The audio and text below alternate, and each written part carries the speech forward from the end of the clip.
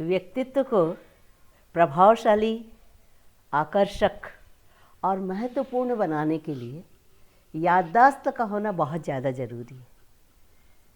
क्योंकि हम जानकारियाँ कितनी भी इकट्ठी कर लें, पर समय पर यदि वो याद नहीं आती हैं तो व्यर्थ हो जाती हैं। मान लीजिए हम एग्ज़ाम देने गए, बहुत सारी हमने पढ़ के रखा और एग्ज़ाम में हमें याद ही नहीं आया, उस 3 घंटे के बाद याद आया तो क्या मतलब का रहता है। बिल्कुल वैसे ही यदि हम इंटरव्यू देने गए और उसी क्षण हमें याद नहीं आया तो हमारा इंटरव्यू बेकार हो जाता है। समय पर जानकारी का याद आना बहुत ज़्यादा ज़रूरी है। जैसे युद्ध क्षेत्र में कर्ण को उसकी मंत्र विद्या, धनुष की धनुर्विद्या याद ही नहीं आई थी, मंत्र ही याद नहीं आए थे और वो उसका मृत्यु का कारण बना था। वैसे तो उसके लिए मृत्यु का कारण दूसरा भी था कि परशुराम से उसने झूठ बोला था और उन्होंने कहा था कि जिस समय तुम्हें सबसे ज़्यादा ज़रूरत होगी उस समय तुम्हें याद नहीं आएगा। तो वैसे तो गुरु से झूठ नहीं बोलना चाहिए, परंतु कहने का तात्पर्य ये है कि जिस समय हमें आवश्यकता है और वो जानकारी यदि हमें याद नहीं आई तो वो बेकार हो जाएगी। इसके लिए अभ्यास तो आवश्यक है ही। करत करत अभ्यास के जड़मति हो तो सुजान, हमने शुरू से पढ़ा है। हमारा भारतवर्ष जो है वो साधुओं का देश रहा है, संतों का देश रहा है, ऋषियों का देश रहा है और यहाँ जो भी पढ़ाई होती थी वह मुखाग्र याद होती थी विद्यार्थियों को। वेद, चारों वेद, ऋचाएँ, संहिताएँ, सांख्य, दर्शन सब मुखाग्र याद होते थे। पर आज क्या हालत है? ऐसी पढ़ाई हो रही है कि हम धीरे धीरे देख रहे हैं कि आजकल के बच्चों की याददाश्त कमज़ोर हो रही। जो दुकान में बैठने वाला बच्चा होता था, हम लोग कहते थे इसका गणित सबसे ज़्यादा अच्छा होता है। होटल में बैठने वाला बच्चा चवन्नी अठन्नी क्या निकाल लेता था कि कितनी जल्दी, यदि 10 रुपये दिया है तो कितने वापस होना चाहिए। बनिए का बच्चा देख लेता था कि कितने रुपए वापस होना चाहिए। पर आज तो ये सब कैलकुलेटर लेके बैठे हुए हैं और वो कैलकुलेट करके देख रहे हैं और उसमें गलतियां भी कर रहे हैं, वो समझ नहीं रहे क्योंकि वो उस समय गाना सुन रहे हैं। हमारे समय में जब पढ़ाई होती थी तो हम लोगों को जो टेबल्स आज कही जाती हैं वो पहाड़े ऐसे याद होते थे कि 4 सत्ता 6 सत्ता कितने होता है और चाह पढ़ देखा और तुरंत याद आता था। अढ़ैया, सवैया, डेढ़ा सब हमने मुखाग्र याद किए हुए थे। तो ये जो एक समस्या मुझे ये समझ में आ रही है, इसको दूर करने का काम हमारा ही है। क्योंकि आज जब संसार में कहा जा रहा है कि युवा सबसे ज़्यादा भारतवर्ष में है और भारतवर्ष का युवा यदि याददाश्त में कमज़ोर हो जाएगा तो फिर तो हमारे लिए बहुत ख़राब बात हो जाएगी। तो अभी तो हम जिंदा हैं और जब तक कोशिश करेंगे कि इनको याददाश्त इनकी बहुत मजबूत बना दें, उसके लिए मेरे पास में एक बहुत ही सरल उपाय है जिसमें ना तो समय कोई अलग से देना है और ना ही पैसे खर्च करना है। उपाय तो 2 हैं पर इस समय हम एक की चर्चा करेंगे। पहले तो जल है और दूसरा है आकाश। तो जल के बारे में हम देखते हैं कि जल के बारे में जैसे हमेशा ही कहा जाता है कि 70% 71% जो है वो पृथ्वी में जल है और उसी प्रकृति से हम 5 तत्व से बने हुए हैं, तो हमारे अंदर भी 70% जल है। पर जल की एक खास आदत है, जल जो है वह अवशोषित करता है सुनी हुई बात को, वह स्टोर करता है उसको अपने अंदर और इस चीज़ का हम उपयोग कर सकते हैं।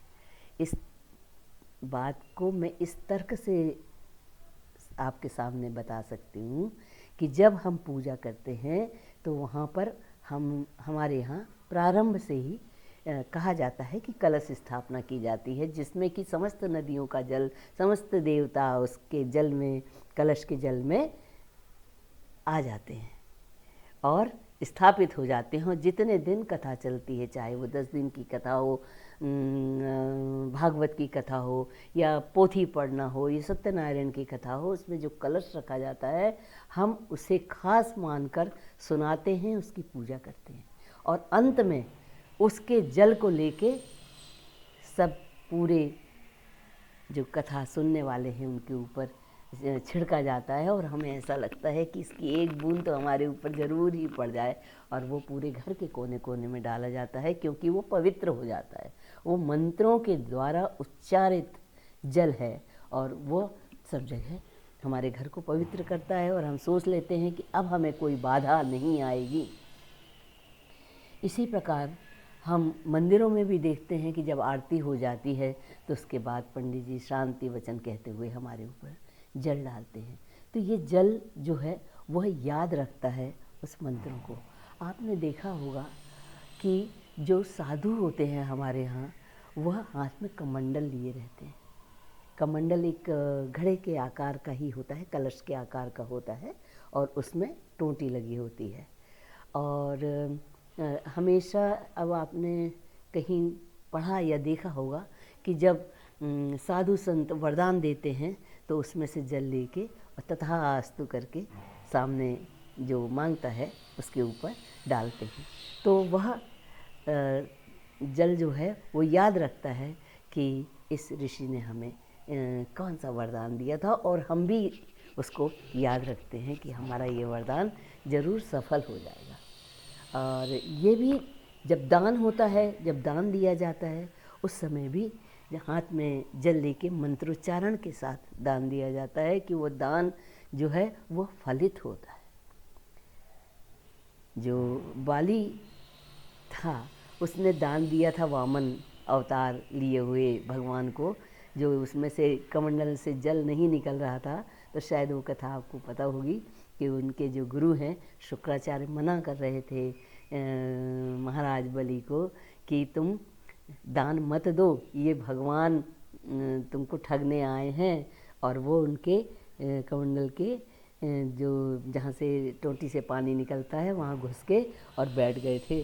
तो वहाँ से वामन ने, एक भगवान बने वामन ने वहाँ से एक लकड़ी उसमें डाली कि क्या चीज़ अड़ी हुई है क्या, और वहाँ से फिर जल निकला और शुक्राचार्य की एक आँख ख़त्म हो गई, तो फूट गई, कहने का मतलब। तो जल जो है वह दान करने के भी काम आता है। आपको एक और बात बता दें कि जल से श्राप देते भी सुना गया है। हाथ में जल लेके दरबार ऋषि ये डाल देते थे और कहते थे जाओ 3 जन्मों तक राक्षस बन जाओ, और वह जल उन्हें 3 जन्मों तक राक्षस का जन्म देता रहता था। ये सब होने के साथ हम एक बात और देखते हैं कि हमारे यहाँ जब कोई आता है, जब आगमन होता है, तो जल से उसका आरती उतारने के बाद में उसके ऊपर से जल उतार के, उसकी नज़र उतार के दरवाजे के इस तरफ, नज़र उतार के दरवाजे के इस तरफ डाली जाती है कि वह व्यक्ति आने वाला शुद्ध हो गया, उसके ऊपर किसी की बुरी नज़र नहीं है। जैसे जब बहू आती है, दामाद आते हैं, समधी आते हैं, तब ये वाली प्रक्रिया हम लोगों के यहाँ की जाती है। कहने की बात ये है कि जल चीज़ों को एब्जॉर्ब करता है, स्टोर करता है, उसमें इकट्ठा करने की ताकत होती है। और ये काम हम याददाश्त के लिए कैसे कर सकते हैं?